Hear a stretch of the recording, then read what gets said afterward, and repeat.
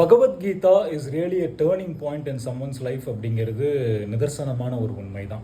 பகவத்கீதாவுடைய principles ஆகட்டும், அதை டெய்லியும் படிக்கிறது மூலயமா நம்மளுக்கு கிடைக்கக்கூடிய பெனிஃபிட்ஸ் ஆகட்டும், இது எல்லாமே நிறைய பேருக்கு தெரிஞ்ச ஒரு விஷயம் தான். பட் இப்போ நான் சொல்கிறதுக்கும் பகவத்கீதாவுக்கும் என்ன ரிலேஷன் அப்படின்னா, the easiest way to attract something is to make it free அப்படிங்கிறது தாங்க கான்செப்ட். இது நான் எங்கேயும் படித்தேன் அப்படிங்கிறத அதையும் தாண்டி என்னுடைய லைஃப்பில் நான் எக்ஸ்பீரியன்ஸ் பண்ணேன் அப்படிங்கிறது தான் உண்மை. ஒரு சின்ன ஒரு எக்ஸாம்பிளோட கோட் பண்ணணும் அப்படின்னா, ஒரு 7 to 8 இயர்ஸாக பார்த்தீங்க அப்படின்னா ஒரு விஷயத்துக்காக, ஒரு தாட்டுக்காக நான் ரொம்ப முனைப்போடு வேலை பார்த்து ஃபோக்கஸ்டாக இருந்து அதுக்காக பயங்கரமாக வேலை பார்த்துட்டு இருக்கும்போது அதுக்குண்டான பொட்டென்ஷியல் ஸ்கில்ஸ் எல்லாமே இருந்தும் அது என்கிட்ட நெருங்காமையே இருந்துச்சு, விலகி போயிட்டே இருந்துச்சு.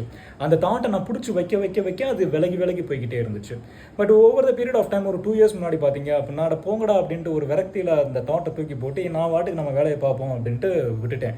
பட் இந்த மெடிடேஷன், இந்த அஃபர்மேஷன்ஸ், இந்த பகவத்கீதாவுடைய பிரின்சிபல்ஸ் ரியல் லைஃப்பில் எக்ஸிக்யூட் பண்ணுறது, கான்ஷியஸாக இம்ப்ளிமெண்ட் பண்ணுறது, இதெல்லாம் பண்ண எனக்கு என்னாச்சு அப்படின்னா, இந்த வருடம் நான் எந்த ஒரு விஷயத்துக்காக அவ்வளோ வேலை பார்த்தனோ, எந்த ஒரு விஷயத்தை தாட்டை தூக்கி போட்டு நான் வாட்டுக்கு என் வேலையை பார்த்தனோ, அந்த ஒரு விஷயம் என் லைஃப்பில் நடக்க ஆரம்பிச்சிச்சு.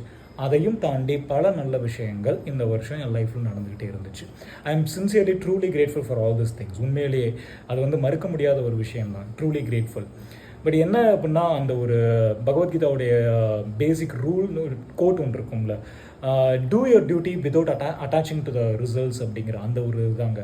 நம்ம ஒரு விஷயத்தை பிடிச்சி வைக்க அது நம்மகிட்ட நிரந்தரமாக வராமல் போகிறதுக்கு உண்டான சான்சஸ் ஜாஸ்தியாகவே இருக்குது. பட் அதே ஒரு தாட்டையோ ஒரு விஷயத்தையோ நம்ம ஃப்ரீயாக விட்டுட்டு நம்ம வாட்டுக்கு நம்ம ஒர்க்கில் ஃபோக்கஸ் பண்ண ஆரம்பித்தோம் அப்படின்னா, நம்ம வேணும் அப்படிங்கிற விஷயத்தையும் தாண்டி பல விஷயங்கள் நம்ம லைஃப்பில் நடக்கும்.